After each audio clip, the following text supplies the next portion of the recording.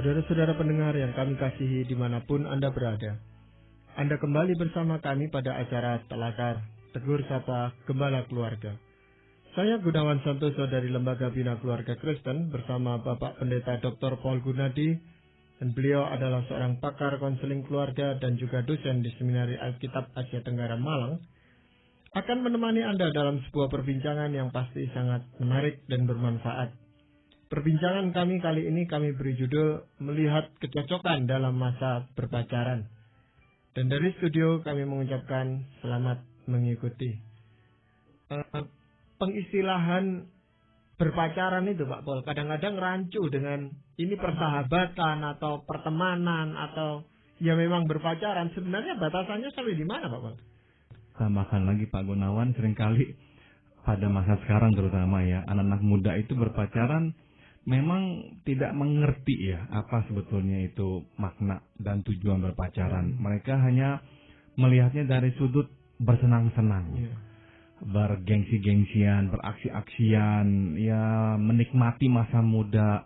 Jadi sungguh-sungguh makna berpacaran itu sudah sangat-sangat kabur, bergeser dari makna yang sebenarnya. Makna sebenarnya. Jadi apa makna yang sebenarnya dari berpacaran itu sebenarnya?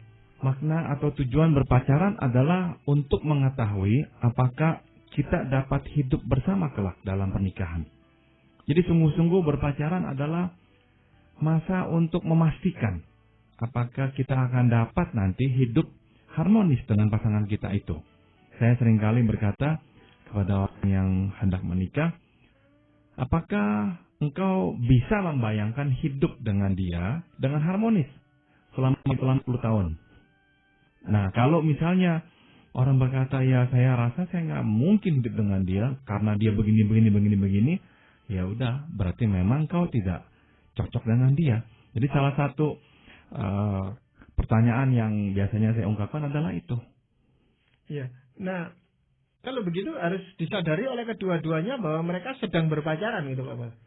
Betul. Jadi berpacaran itu bagi saya adalah suatu masa yang mempunyai tujuan yang sangat spesifik.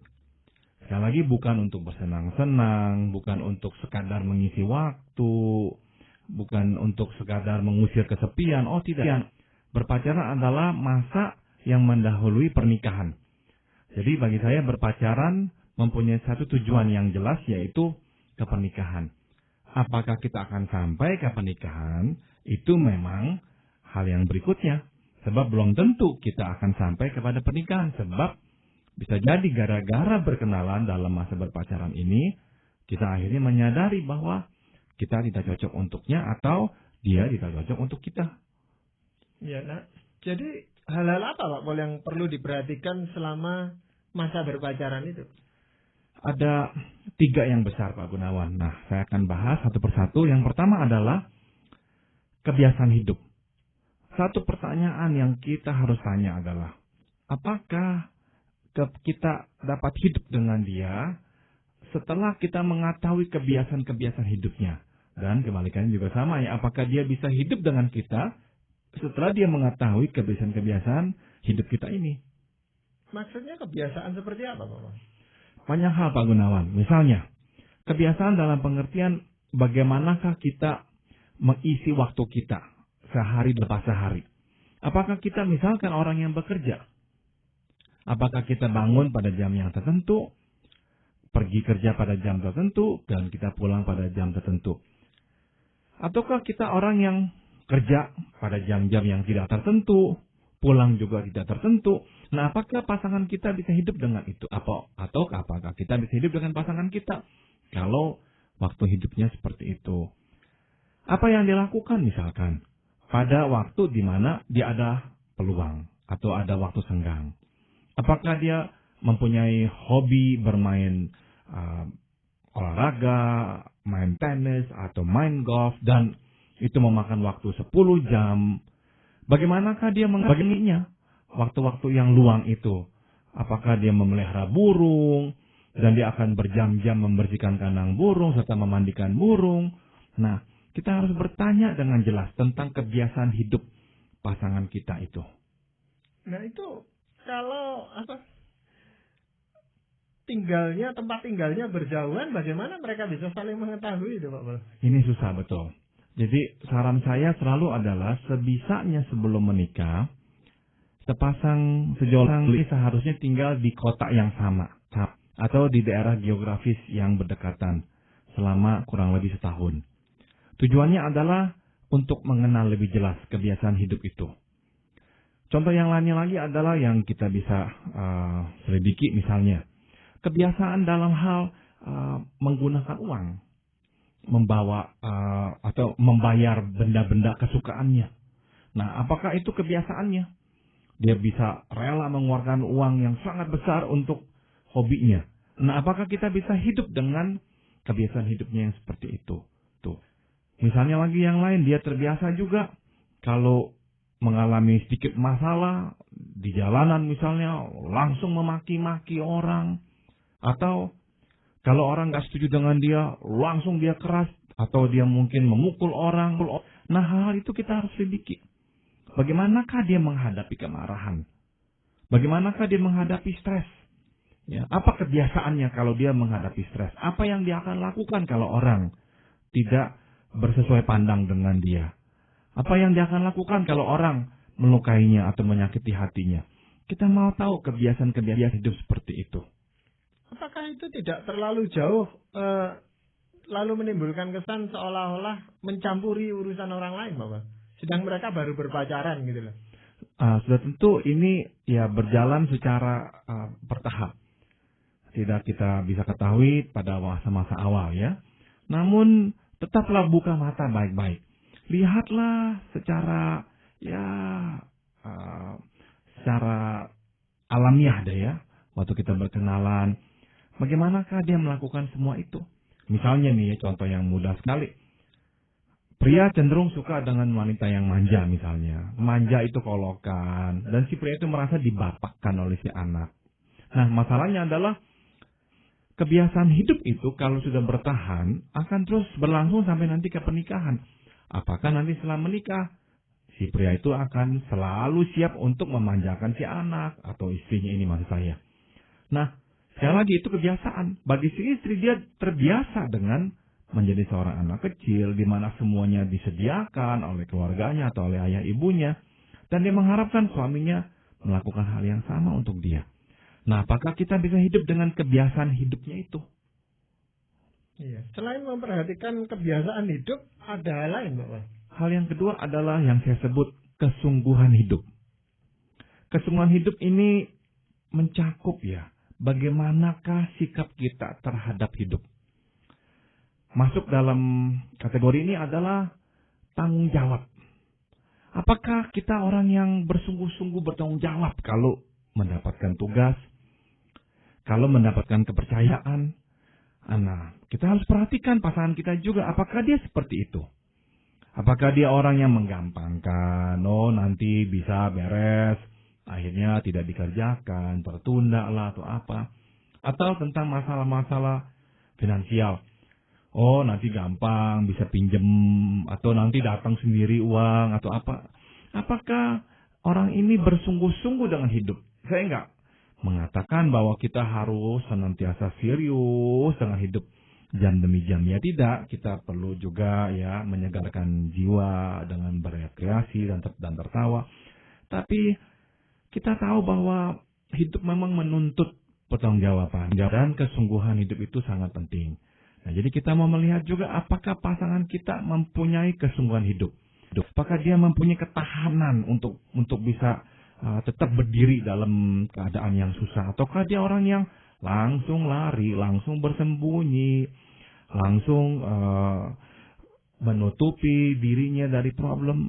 Nah, kita mau melihat itu. Apakah pasangan kita mempunyai kesungguhan hidup seperti itu. Tapi itu tidak bisa dilihat dalam satu kasus atau satu kali peristiwa aja, Pak boleh? Seringkali memang kita harus mengamati ya suatu pola. Dan sekali memang tidak cukup. Nah, kalau sudah terjadi berkali-kali, nah saya kira kita bukti. Contoh misalnya, orang yang berkata, oh saya maaf ya lupa ya. Nah, kalau setiap kali lupa, ya kita ini berpikir, nah ini bukannya lagi suatu kebetulan, tapi memang bagian dari hidup dia. Memang dia cenderung lupa dan nggak bersungguh-sungguh mengingat apa yang kita katakan. Jadi sekali lagi ini bagian dari kesungguhan hidup. Berapa bertanggung jawabnya kita dalam hidup, berapa bersungguh-sungguhnya kita ini mau bekerja, mau menuntut sesuatu dalam hidup agar kita bisa mencapainya. Ya, tapi biasanya tanggung jawab itu juga dikaitkan dengan usia seseorang katanya Pak Pol. Jadi kalau dia masih muda, pemuda yang sedang berpacaran ini ya, mungkin pihak pasangannya juga mengatakan, tidak apa-apa, nanti kalau sudah usianya bertambah, tanggung jawabnya bertambah gitu. Apa memang betul gitu? Ya, saya kira ada benarnya pernyataan tersebut ya.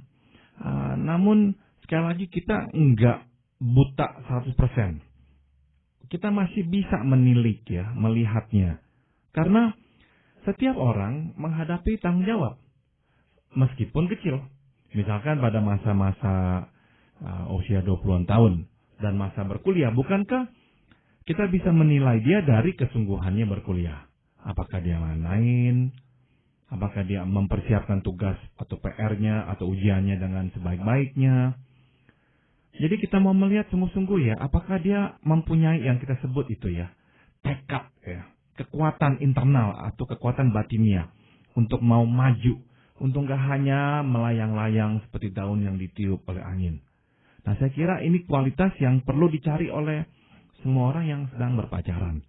Kalau orang yang kita sedang dekati, orang yang benar-benar seperti daun ditiup ke kiri ke kanan, dan mudah menyalahkan orang, tidak mempunyai tekad itu tuh, kesungguhannya untuk hidup dan melawan tantangan hidup. Nah, saya kira ya kurang cocok ya. Iya. Nah, bagaimana dengan ciri yang lain atau dengan hal yang lain yang perlu kita perhatikan itu? Yang terakhir adalah selain dari kebiasaan hidup, kesungguhan hidup, yang terakhir adalah kekudusan hidup.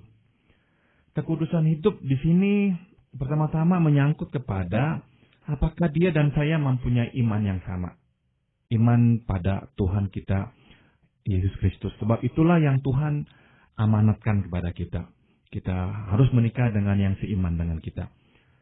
Dan kekudusan hidup juga mengacu kepada bukan saja pengakuan secara intelektual, saya percaya pada Tuhan, tapi apakah kita memang menguduskan Tuhan dalam hidup kita ini. Artinya, apakah kita menghormati Tuhan dan apakah Tuhan itu menempati porsi yang besar dalam hidup kita. Kita mau tahu hal itu. Sebab sekali lagi bukannya saya berkata pastilah orang yang seperti ini tidak akan jatuh ke dalam dosa.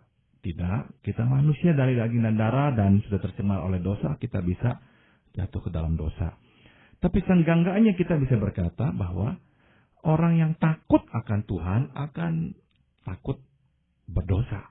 Orang yang tidak takut akan Tuhan, ya tidak terlalu takut untuk berdosa. Berarti peluangnya untuk jatuh ke dalam dosa juga lebih besar.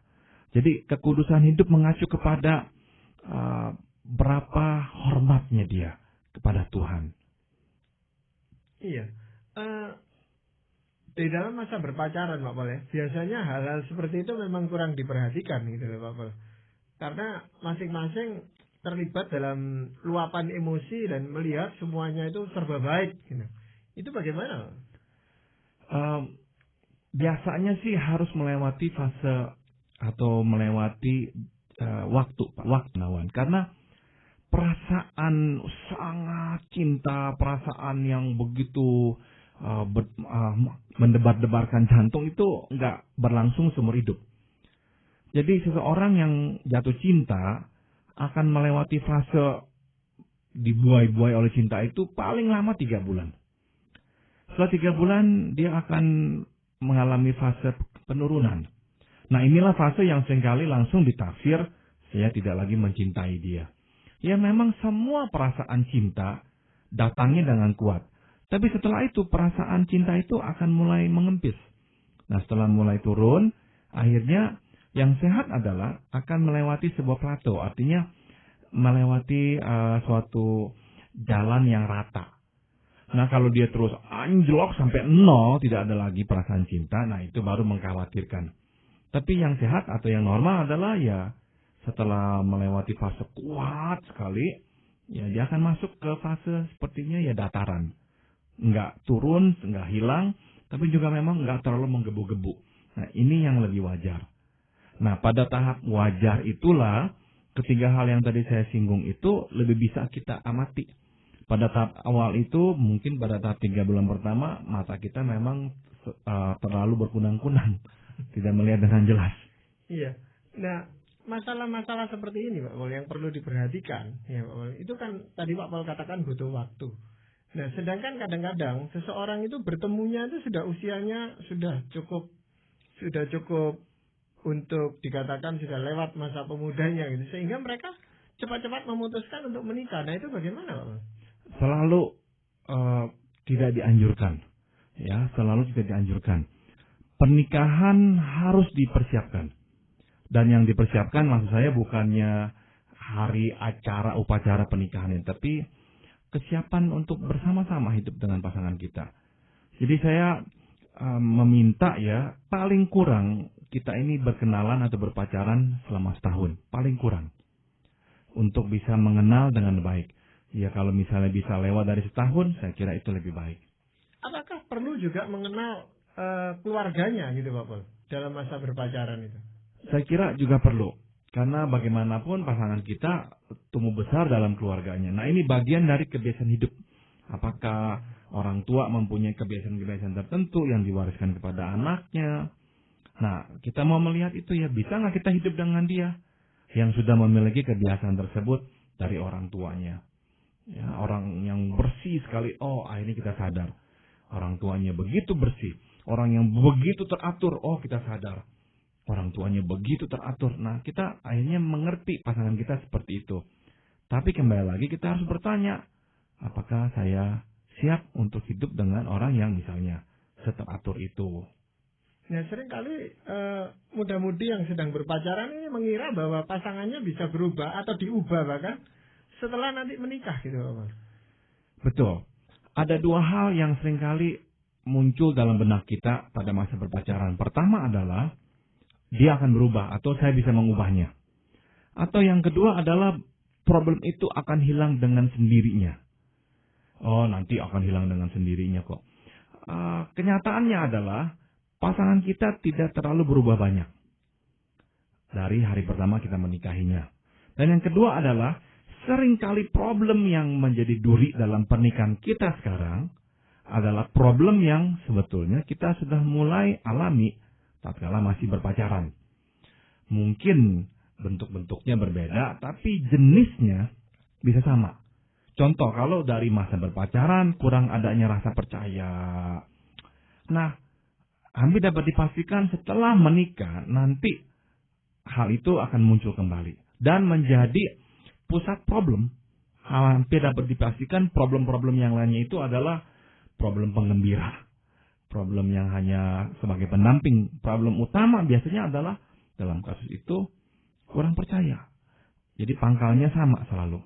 Gitu. Ya, beberapa waktu yang lalu Pak Paul pernah mengatakan bahwa semasa pacaran yang hal-hal yang kelihatannya indah, menyenangkan buat kita, nanti pada waktu pernikahan bisa terbalik gitu Pak Paul.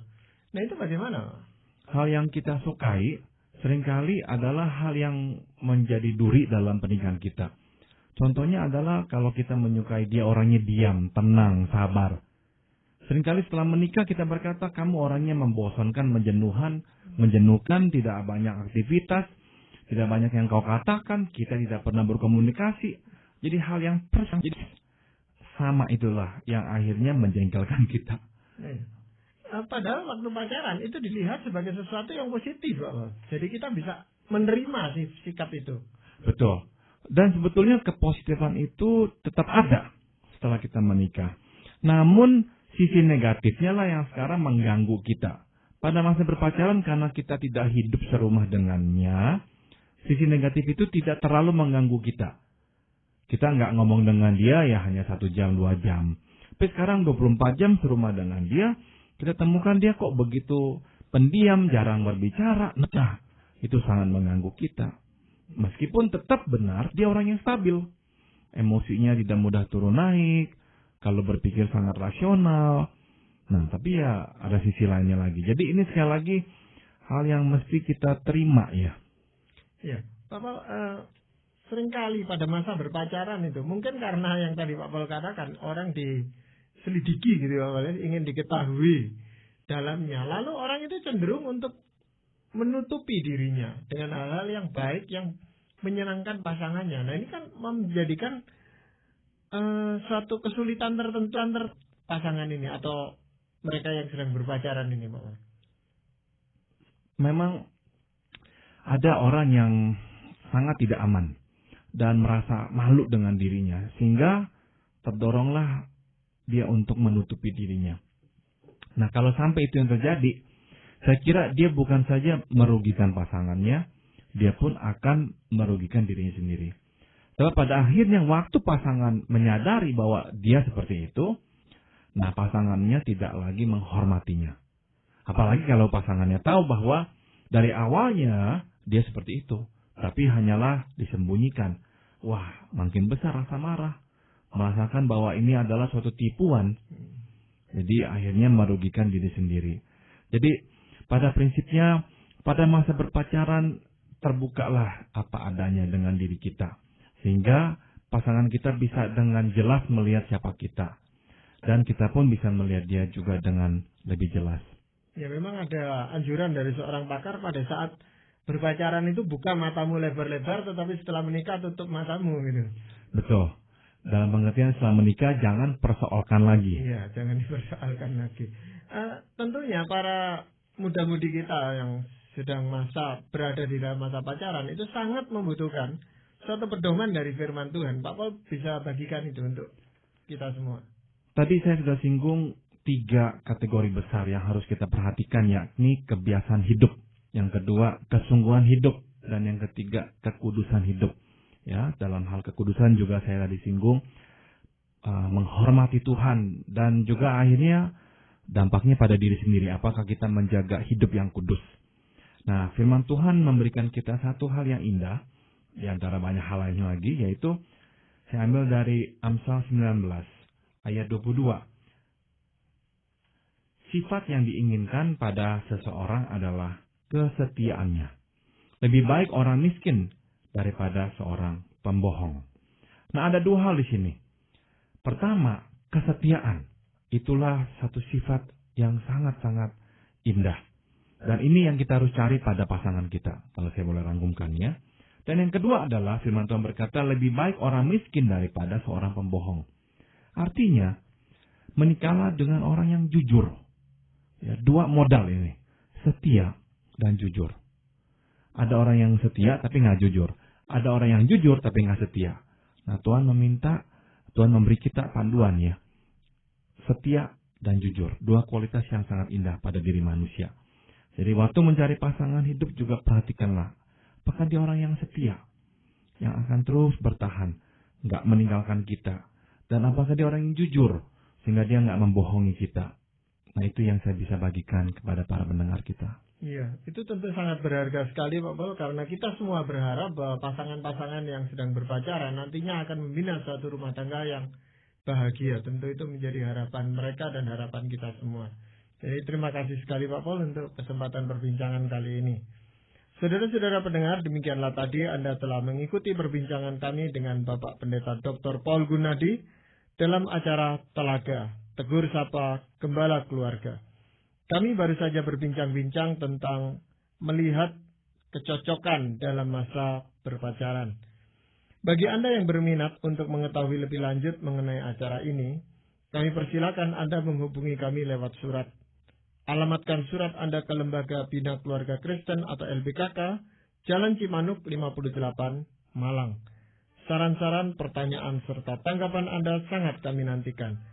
Akhirnya dari studio kami mengucapkan terima kasih atas perhatian Anda dan sampai jumpa pada acara Telaga yang akan datang.